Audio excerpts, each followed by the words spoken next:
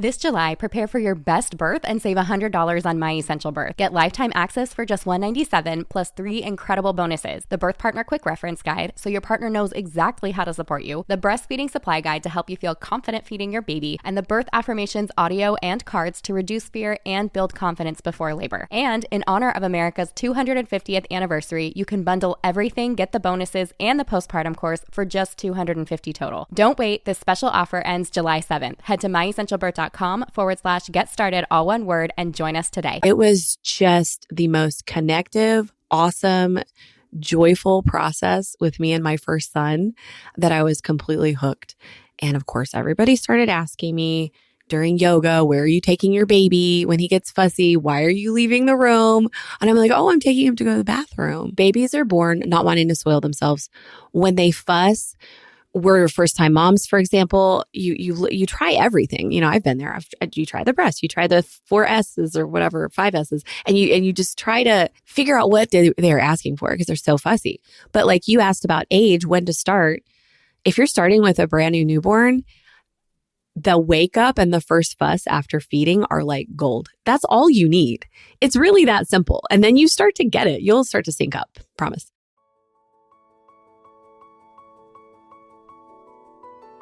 Getting pregnant and giving birth are two of the most exciting things you can ever hope to experience in this life.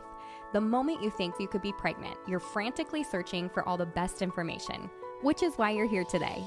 I'm Stephanie King, and with my many years of experience as a professional childbirth educator, doula, and lover of all things pregnancy, birth, and postpartum, I'm here to make preparing for your birth enjoyable, empowering, and totally easy. Each week, I'll cover different topics, interview professionals, and get into the nitty-gritty birth stories from mamas just like you. And when you're ready for more, you can join me in the My Essential Birth course at myessentialbirth.com, where I take you step by step through exactly how to prepare your mind, body, spirit, and partner for a birth you love. So let's get started.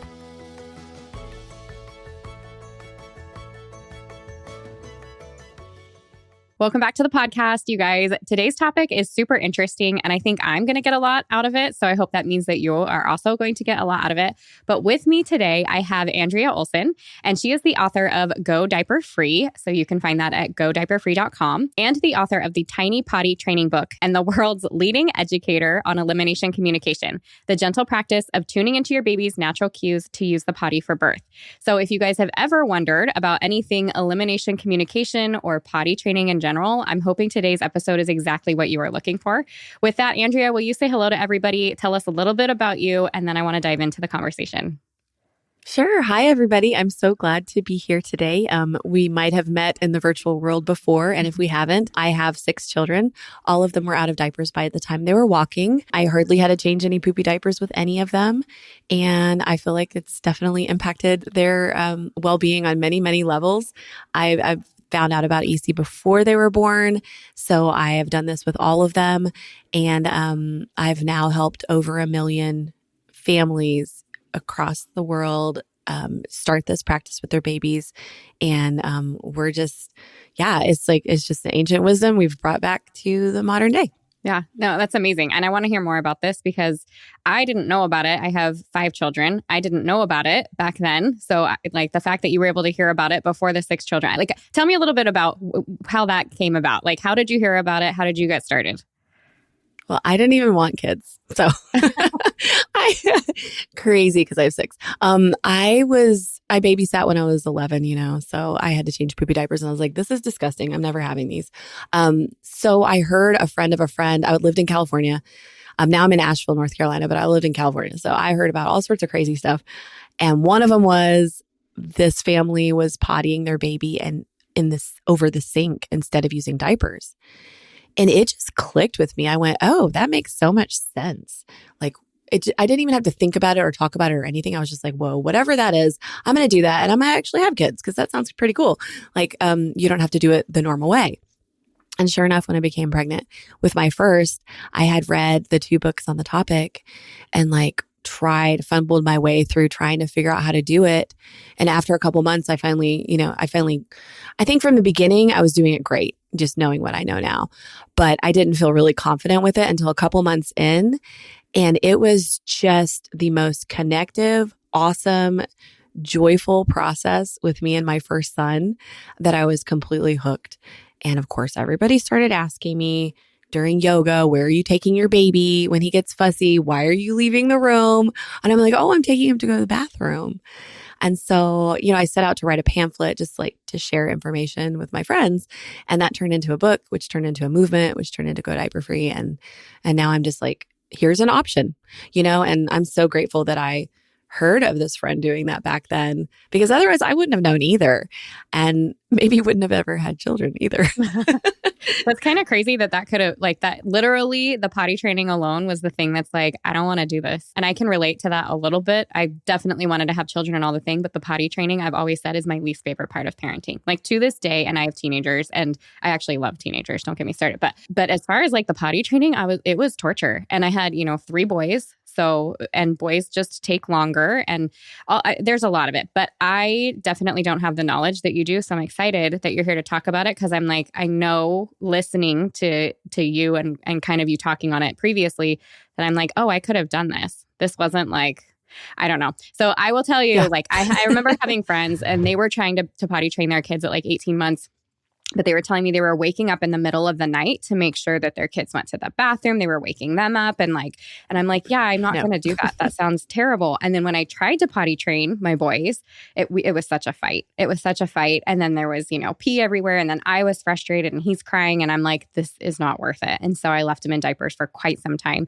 In fact, I had all 3 of them in cloth diapers at one point. Like, that's how long it took us to get there. So with that, will you tell us a little bit, like, explain what elimination communication is? Because I'm saying potty training, but I want to hear, like, what is elimination communication? Why does it not really exist? Or what are we lacking here in the Western world? Why are we not hearing about it here?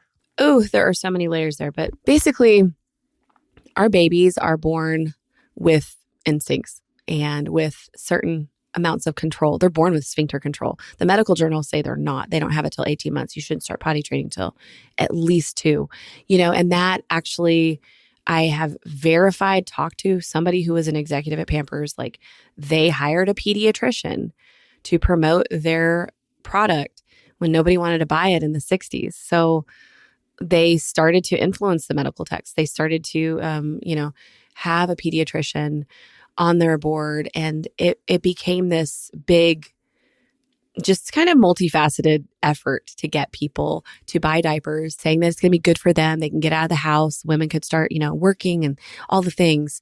There were so many things happening at the same time. But underneath it all, our babies are born with an instinct to not soil themselves, because we are mammals. And we often forget that when it comes to birth, when it comes to breastfeeding, when it comes to all the things, we are mammals with basic needs. And it's crazy to me that we have gone, but it makes sense. Marketing is good.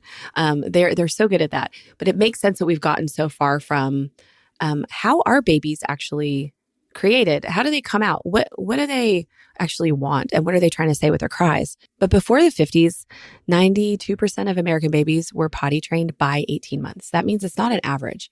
That means they were all done. Wow. And that's from the New York Times. I know. And so you think about what happened after 1957, disposable diapers were invented. And I have a whole interview I did with Alex Clark about this. And I'm just like, check it out if you want to hear the nitty gritty on the diapers. But our babies are not any amount different biologically from back then. Our grandparents and great grandparents would just take them out of cloth diapers when they started walking and just show them where to go and put them on it. And it is actually easier, even for boys, to potty train in that, what Montessori even called the sensitive window, which is 12 to 18 months. So we talk about potty training, we talk about EC and what's the difference. EC is something where you're communicating from birth and you're just paying attention. And like you're saying, yeah, I could have done that. You could have done that because most people just do it part-time. You don't have to, it's an exposure thing, you're giving an option and you're learning. You don't have to be perfect at it. I like to start people, and we can get more into this later, but I like to start people with just 1 or 2 things, ways, times to try it. And then they can kind of build it out the way they want to and do as little or as much as they want to. But basically, babies are born not wanting to soil themselves. When they fuss, we're first time moms, for example, you try everything. I've been there. You try the breast, you try the 4S's or whatever, 5S's, and you just try to figure out what they're asking for because they're so fussy. If you rewind, 9 times out of 10, they're actually fussing because they need to go to the bathroom. You've already fed them. They've already slept. They've woken up. They've been breastfed or bottle fed. What could they possibly need? Well, we're missing that one part, but they need to go to the bathroom and they don't want to do it in this diaper on themselves and on you. It is highly instinctual. And then we also have a really cool set of hormones that keep us dry at night. And like your friend talking about 18 months and waking them up to go to the bathroom and all that stuff. When children connect their sleep cycles and mammals, you don't have to go in the middle of the night anymore. And that's different for every kid. But with a newborn baby, when they wake up, the ADH hormone wears off and their bladder fills. And it's a great opportunity to offer them the toilet. And you start doing that a couple of times, they're going to start waiting. And some of them just will wait, and you'll open the diaper and you're like, wait, you're dry. What do I do? And that's when they Google it and they find me and they're like, what do I do? My baby's dry. Like, what am I supposed to do? Put this back on and wait? Because that doesn't make sense now that I think about it, So there's hormones and there are instincts, and there's just this lost wisdom, and it's basically the way babies and all mammal babies are made. Because if we were born peeing and pooping everywhere, we would not have survived as a species. Like, think about it. There would be so much disease and filth, and it would just be like some babies poop all the time, and it's normal, or they poop once every 5 days and it's normal. We just we're set up to be hygienic. And so when we align ourselves with that, EC becomes this thing that takes something off our plate. We don't have to change blowouts. We have this connection. We get to know our babies. We can tell sooner when they're sick or something's off. There's just so much missing when we miss just being aware of it. And you don't have to do it all day long and catch everything and stare at your baby all day. There are some really easy ways that I teach people to get into it if they're curious. And then usually you don't have to potty train, or if you do, it's just easy. It's just a couple days. They're 18 months old. You just decide to do it. And it's I've heard it explained as, it was blissful. It was joyful. And nobody says that about potty training. But if you've done EC, no. If they're, just think about it. Your kid got really, really used to, because you were told to do this. It's not your fault. But your kid got really used to that diaper. And then when you take it away and you say you need to go on this, it's really confusing. Mm-hmm. And which makes sense in retrospect, right? Right. But what could you do? You didn't know. So. Yeah. Okay. I have to take you back for a moment, because this is the world that I live in with pregnancy and birth. And I did a whole episode about this, but the marketing of the diapers, because the marketing of birth is what landed us back in the hospital, that it wasn't actually safer when we went in. And there's a whole bunch of information about that and studies and all that kind of stuff. But the marketing stuff is crazy to me. Now, I don't know why I wouldn't have connected that to diapers, that obviously there's marketing involved with that. But can you talk about that just for a sec? So you said you actually spoke with someone from Pampers and they explained can you talk about that? I can't share his name because he's a stakeholder, sure. And he holds some of the patents for some of the diapers. I won't tell you which ones because then you can look them up. But he lives in my town, and I was introduced to him, and I was like, "Oh, you're the enemy. I have got to talk to you," kind of jokingly, but kind of not. And I spoke to him, and he said, "Yeah, nobody wanted diapers in the beginning." They wanted to keep their babies in cloth. They felt like it was best for their skin. They were very skeptical, and we had to win over the moms to get them to, we told them that they were better for their skin, which he says that they were, I guess, because there were yeast things and diaper rashes and things like that. But honestly, they were trying to figure out the angle to get there. And so P. Barry Brazelton did a study. And if you read it, you can download it. If you read it, you'll see that it's not scientific. He just makes a deduction at the end that has nothing to do with the study. And you should read it because it's the study that caused people to start waiting for readiness. So this guy that I talked to confirmed that, because I'd already known that.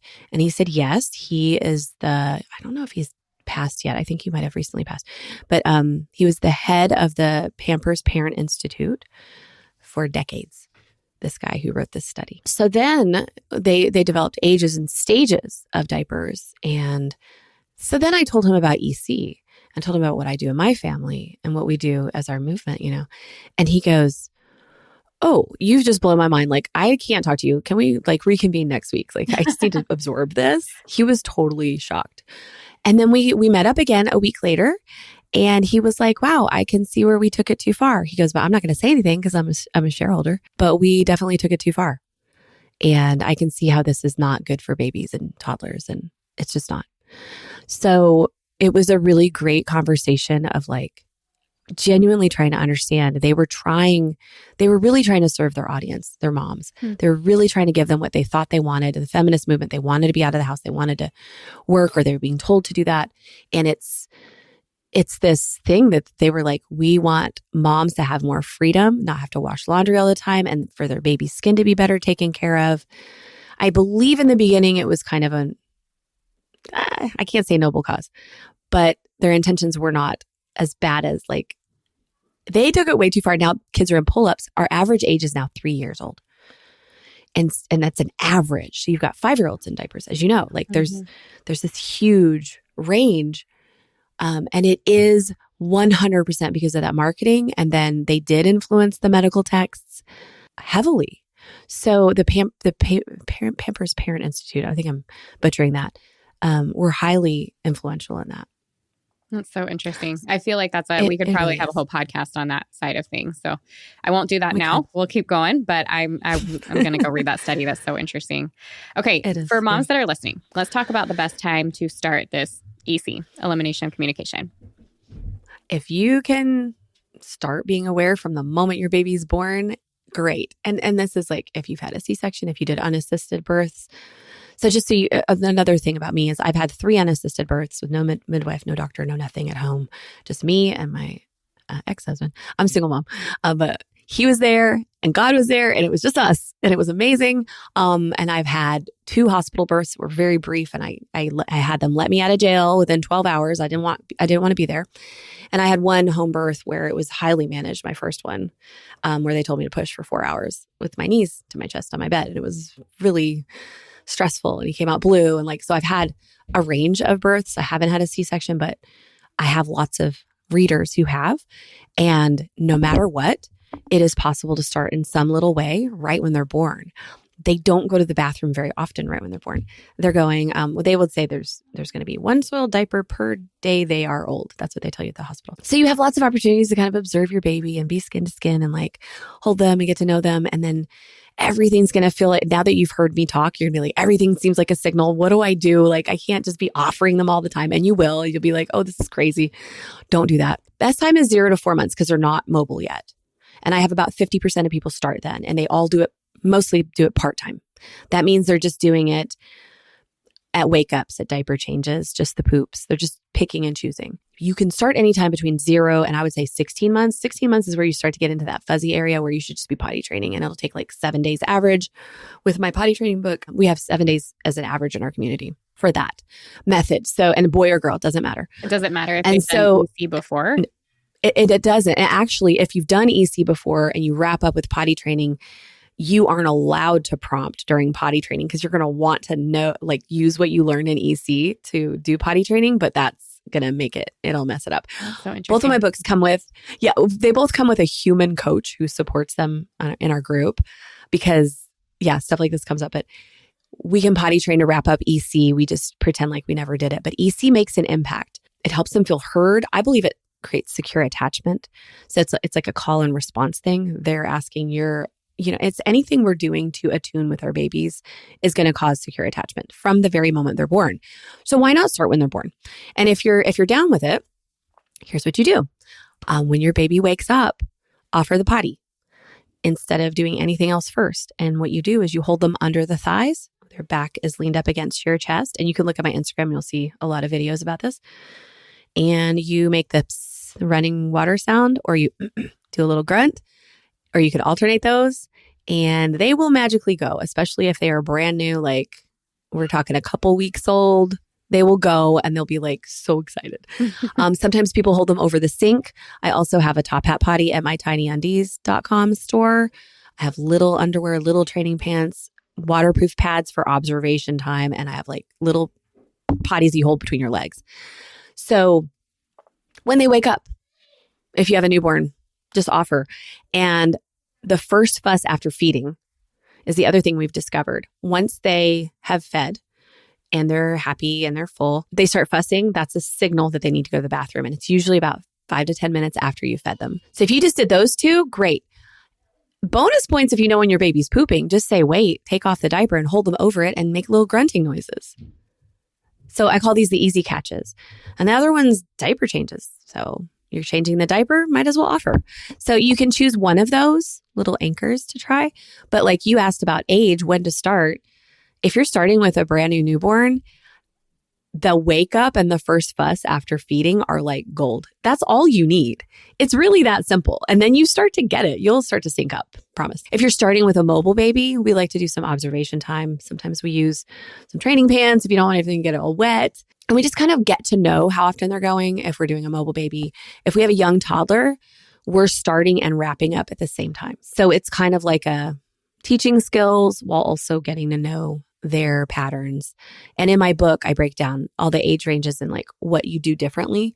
But the overall range is about 0 to 16, 18 months. And then after that, you don't want to do EC. It's just not appropriate. It's developmentally, you're past that.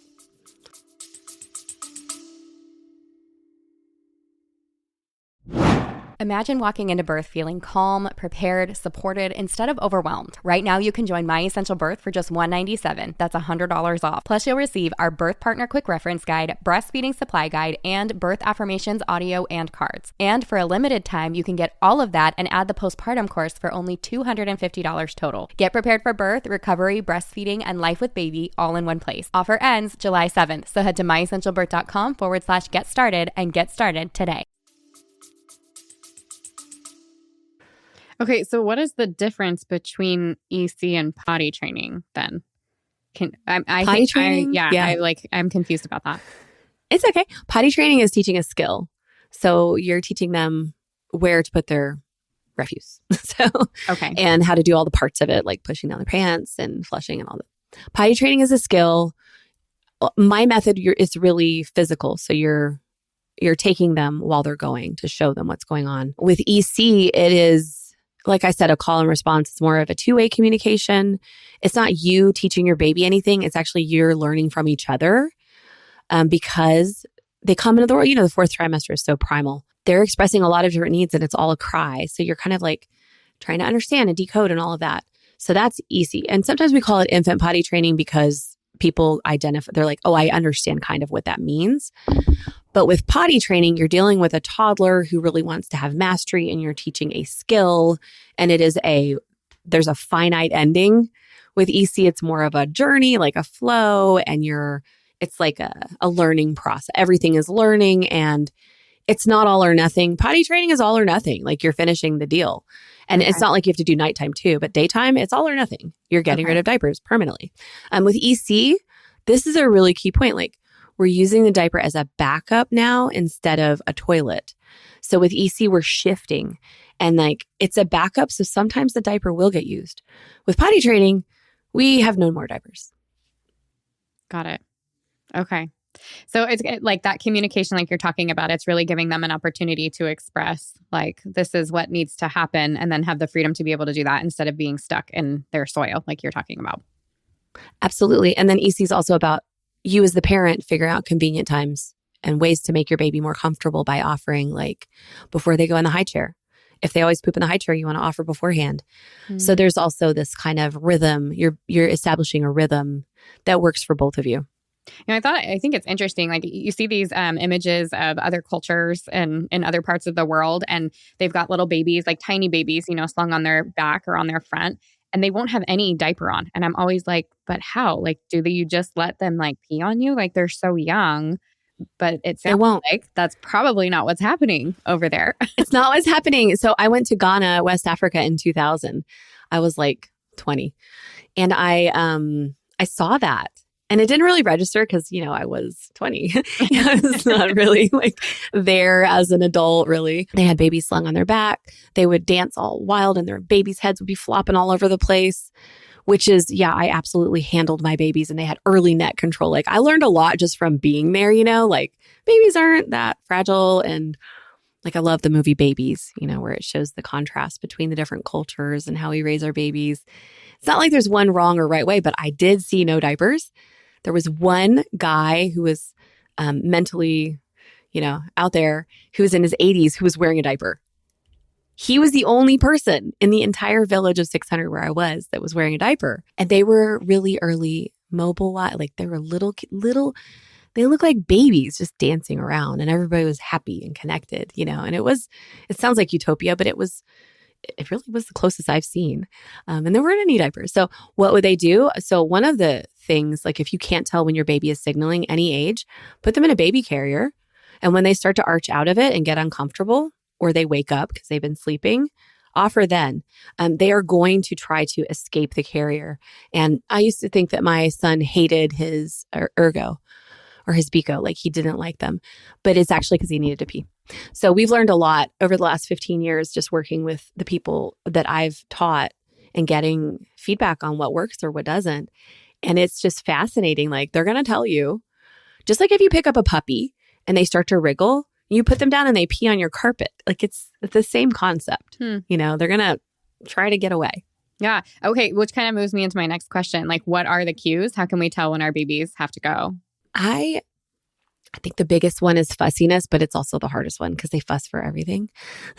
Like which fuss? Dunstan baby language, actually. Have you ever seen Oprah's interview? Yes. And yeah, it's so cool. Yes. So the one for discomfort, that is the closest to a baby signal as far as which fuss. So you can look that up. Other signals are, okay, so for poop, they're going to bear down. You think they're giving you their first smile, but they're not. There's a grunting, there's a staring off in space like deer in headlights kind of thing where they'll just pause for pee or poop. They will pass gas, and that doesn't necessarily mean they need to poop. Sometimes they pass gas and they actually end up peeing. But there is time in between there. Shifting from movement to stillness, stillness to movement. So there's a vibe shift that you can sense. That's kind of a harder one. Trying to get out of the carrier or the high chair when you know they're not full. Oh, another great one is popping off the breast. So you think you have a breastfeeding issue, but it's actually, they pop off because they can't stay latched while also working their sphincter at the same time. That makes total sense. That makes total sense. Yes. Right? Right. It's the same with us when like during labor. I'm like, if your mouth is open, your, vagina's open. If this is clenched, so like, of course, if you're using this area, it's going to affect that area. That makes perfect sense to me. Yes. And I know that trick about labor too. That's how I dilate so fast. I love it. Is this video too? Because yes, totally is. Okay, you're good. Do what you need. Okay. This is a top hat potty. Okay, so some people will hold this between their legs while they're breastfeeding and have their baby diaper free. And when baby pops off or starts bearing down, if they know they pooped during breastfeeding and they really don't want to clean it up, they can hold them over that and then put them back on the breast. And what that does is gives them an opportunity to go to the bathroom, because we all pause a meal to go to the bathroom. Like we adults do not just sit there and pee our pants at the dinner table. So why would our babies want to? Now, that said, it's okay to let one go. Like we would go for every other one. It's fine. And they'll usually signal pretty loudly once they've already peed once. But like you can pause breastfeeding, help them relieve themselves, and then they get a full feed, which solves a lot of problems. Supply. There's so much related to the quality of feed that they're getting. And yeah, so that's another signal. I would say with a toddler, a young toddler, getting hyperactive, so starting to run around. It's almost like they're trying to run away from it. Early potty training actually normalizes behavior. That's a Montessori concept as well, but it's also true. Something we've seen in all of our clients. So it helps them to feel settled and secure and good to have that need taken care of. So they will get hyperactive. I feel like I'm missing one. If I think of another one while we're talking, I'll bring it in. But mostly it's the fussiness, and it's kind of combined with how long has it been, or what did we just do? We just fed and you're fussy. 9 times out of 10, you're going to probably need to pee really soon.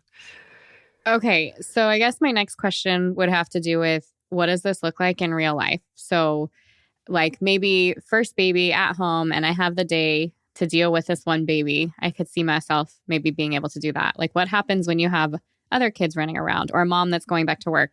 What does that look like in real time? Right. I have a couple of mini courses on daycare because that's a whole nother topic. And I've done it. So I've sent all of mine to a morning care, like 6 months to 13 months. Usually after a year and a half, I would send them to daycare. So I've experienced having a baby at daycare as well. So there's that, and you can dive into that, but you can do it before and after, and it still counts. You can have them diapered at daycare, and they get it. They don't go here, but they go at home, and at some point they start to demand to go there. So it's really not something that should stop you. I've had on my podcast, there's one example of this woman who worked really long hours as a teacher, and she did she called it like half-ass EC. She's like, I'm doing before and I'm doing after and I'm doing the weekends. And then she potty trained it too. And it was so easy. And meanwhile, her child was getting her needs met when she was with her. And it's kind of the same with breastfeeding. You can't breastfeed your babies when they're at daycare. So what do? You do what you can when you have them. With a first-time mom sitting around, obviously this is going to be easier, but it also can be harder because you're going to try to do it perfectly and 24/7, and you're going to wear yourself out. I did the same thing with co-sleeping, with breastfeeding, everything. I wore myself out. I ended up with postpartum depression. I was a mess with my first one. Then you learn with more kids. So I have 6. I should have had 3 in diapers at the same time. I've only ever had 1 in diapers and not pooping in them. So that is a brag. I'm sorry. I wish this for everybody if they want this as an option. This is why I do what I do. If you want to have that experience, please give it a try. But if you have another child and they're not potty trained, I would potty train them first and then start EC with your child. So that's where you get both of my books, and then you do the potty training first. And I know it might seem easier to just do the baby because it is easier, but trust me, you get that one potty trained. And then what we do in our family is, well, this is what we do. So big kids help the baby go to the bathroom, and they love having a role. Like, let mommy know when you think the baby needs to go to the bathroom. And their intuition is way sharper than ours. And they know what that baby needs. And when we let them have that, they're like, ooh, I'm the best big sister or big brother in the world. So we get the other kids involved. And again, we're just shooting for one of those 4 easy catches, I call them. So if you notice baby starting to poop, let me know. Why don't you go get the potty for mommy and bring me the wipes, and we give them a job. They usually respond really well with that. But again, it has to be if they're potty trained first, because otherwise they'll feel like the baby's more important and they're missing out. And why am I in diapers, but we're helping the baby go to the bathroom? Mm-hmm. So yeah, if you've got other kids, and so I have 3 businesses and I have 6 children, and I've managed to do this with all of them. And I'm not saying that you have to be like me, because I'm probably a little crazy, but there's this part of me that's just like, this is what we do. So I'm going to try to figure out how to involve everybody. And I'm awful at this and involving everybody and cleaning up the house. Other things, it's a challenge. But with this, it's always been really fun for us as a family to take care of the baby. I like that. Okay. Tell me a little bit, as you're talking about this, it kind of makes me think this has to be a bonding thing as well. Would you say that? And I don't know, maybe talk about if there's a connection there or how that would work. And yeah, I don't know. I want to hear more about that. Anecdotally, every single person who's done EC says that it's bonding. So I've heard it from there are hundreds of thousands of people out there who, if you ask them what was the best thing about doing EC besides skipping poopy diapers, it's that connection that you get. It's just another layer. It's not that you're better because you've done it and your friend who didn't do it doesn't have a strong enough or as strong a connection with their baby. It's just different, and it's another layer of bonding. I've done a lot of research lately into secure attachment, adults finding their way to like a more regulated lifestyle and also wanting to heal their anxious attachment, their ambivalent, whatever, avoidant attachment styles. Those are all the rage, right? We're getting wise to it. With the baby, all you need to do is attune and repair. With any child, with your teenagers. So my oldest is 15. We attune and we repair. And we try to understand what they need and provide it or help them provide it for themselves. And when we miss the mark, we repair. We say, oh, darn it. Next time, let me know and I will help you. And so it's a conversation. So that's what creates secure attachment from what I understand it as. So when we're providing a need, there's expressing a need, we're providing a need, a bond is made because we get each other. So when you feel gotten as a person, even as an adult, like for me, I'm a single mom. I go on a date. I feel like I feel gotten. That is something that makes me feel bonded to that person, like, oh, you understand me. Like you get what I'm saying. I feel heard. It's really about making babies feel heard. So yeah, total bond. And then ask anybody who's done it. They'll be like, oh yeah, my baby and I have this thing. Like we are on the same wavelength. We're synced up. Yeah. And even if it's not perfect, you still get that bond experience because you're trying. Yeah, I love that. Is there anything that has surprised you about, like anything that you feel like you've really learned as you've gone through this, either with your own children or watching other families do it? Yeah. With Branson, my 4th baby, I did not feel like he was, okay, there's no readiness is a myth from the diaper companies. There's no readiness. But I didn't feel like he was there yet to take him out of diapers at 1 year old. With my next oldest, Cooper, I left him in diapers till 17 months, but he wasn't using them. But I don't know. There was daycare and all this stuff, and I just didn't feel good about it. And and it was a little bit harder. So with Branson, I was like, all right, 12 months. I don't feel like either of us are really on the same page enough with EC to take these away, but I'm going to do it anyway. And what I learned from that was that he rose to the occasion. And what we were missing in our EC practice came. It just like everything clicked together when I removed the daytime diapers, when he was successfully walking past that milestone. And I just went for it. I put him in luckily I have a whole line of tiny undies and tiny trainers. And so I had him wear those during the daytime. And it was amazing. He rose to the occasion. He started communicating about it more often. It's almost like I acknowledged that he's a big kid.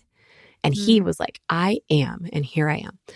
That's one thing. And the other thing is Twyla, my 5th baby, we started to forget to put her in a diaper at night around 17 months. We just forgot. And she was dry all night. Wow.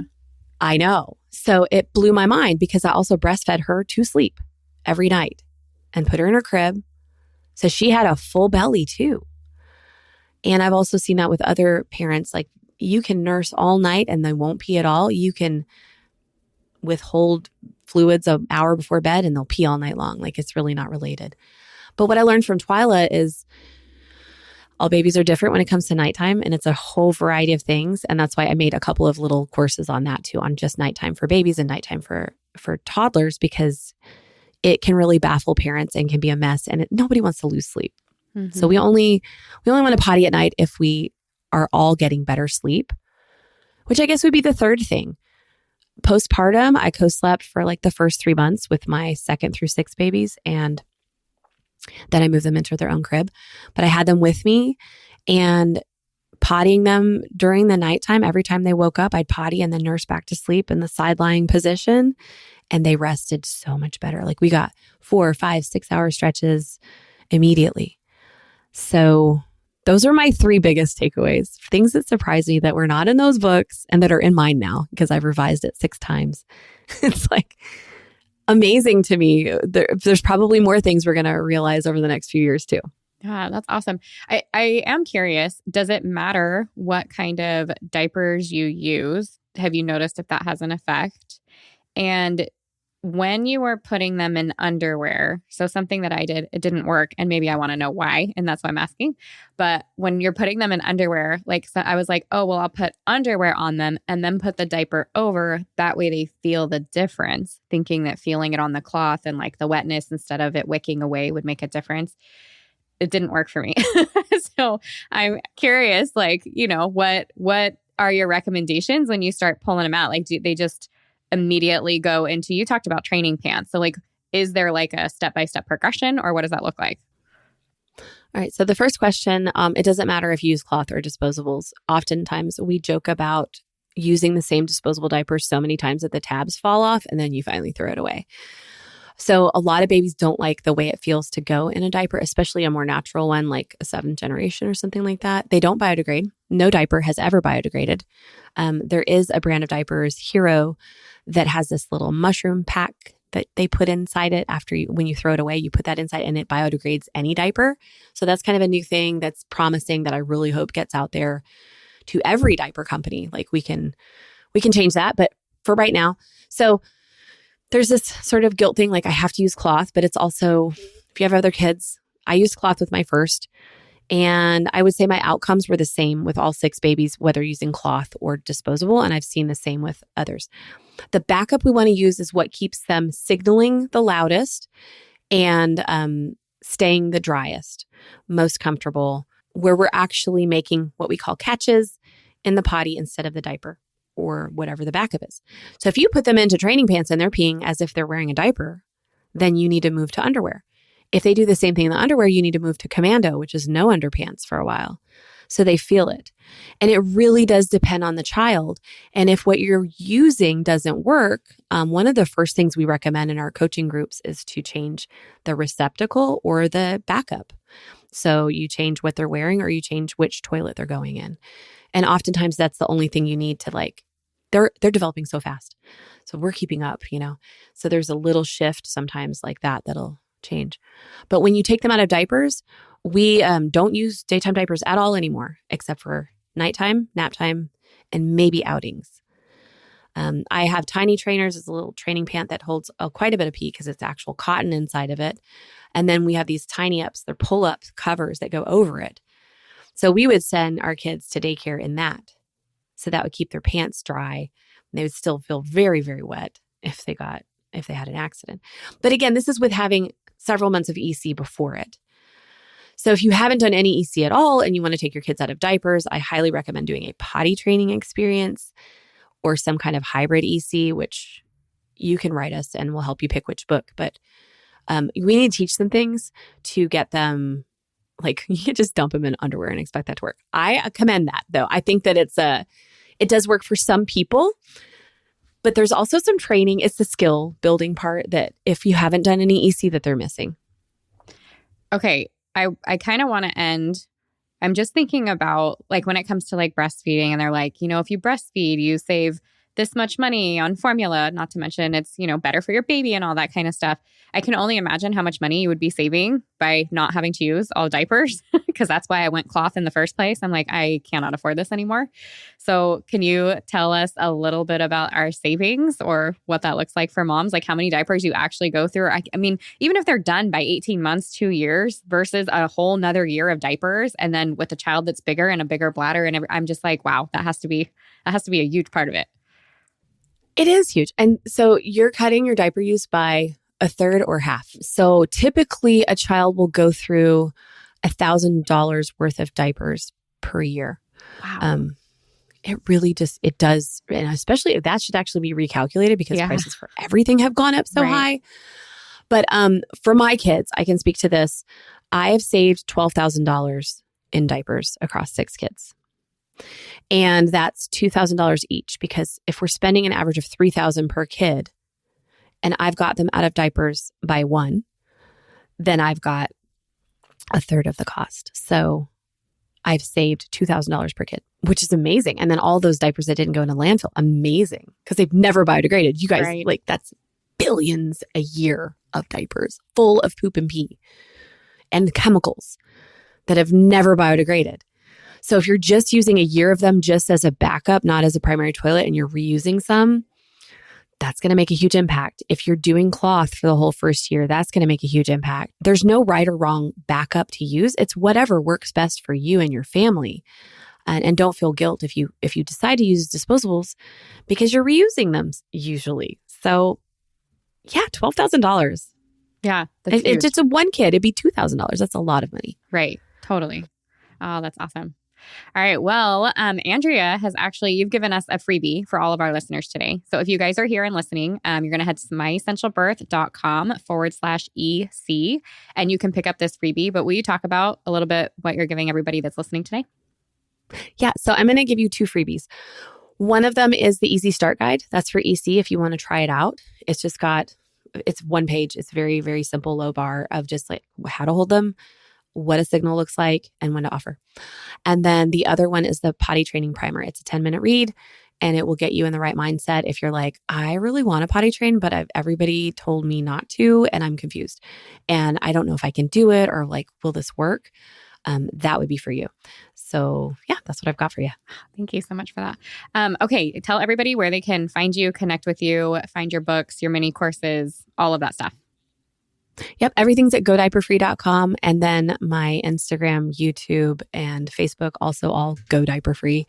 And then Tiny Undies is my sister store. I developed all those products because we didn't have all the small things that we needed when our babies were out of diapers at 9, 10, 12 months.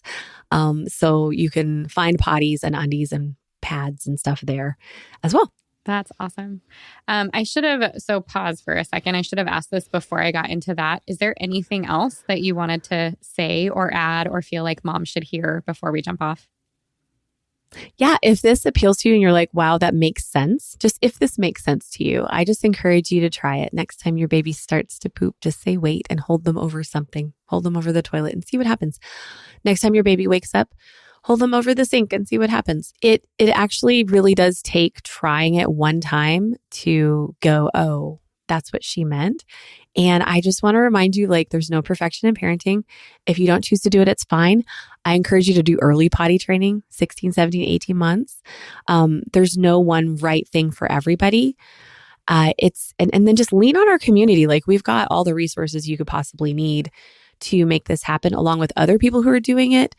But I just want you to know, like, it's not all or nothing. You're not bad if you don't try it. And there are so many options. You shouldn't be relegated to just one option that's offered by a multi-billion-dollar corporation.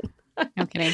It's funny because you're saying this and I'm like, that would be such a dopamine hit to be like, they peed. Like, I'm going to do that again. You know what I mean? So yeah, we call it the first catch high. That's literally what it feels like. I 100% believe that. I remember we actually got my son for, I think it was either for Christmas or for his first birthday, which would have been similar around the same time. And we got him like a little potty. And it was one of those that, like, when you peed in it, it did music or whatever it was. And we put it out and he pooped in it. Like, first day, first time it was there. And I was like, oh my gosh, it's happening. This is going to be amazing. And, he was in diapers for the next 6 years. So, because we didn't have a training session. We didn't have a training session. That's the only thing you were missing. I was like, pants you didn't down. Know me. Like, I put your pants down. Why aren't you pooping? Like, what's happening here? Exactly. It's not working. Yeah. I could have used your books and wisdom back then. So I'm glad you're here today. That's wonderful. Well, perfect. For everyone listening, you guys, all this information, all the links, everything will be in the show notes and the weekly email that you guys get. So go and check all of that out. But thank you, Andrea, for being here with us today. Thank you. If you loved what you heard today, the very best way to support this podcast and help other moms to find it is to leave a quick review. I read one at the beginning of the episodes, and I would love for yours to be next.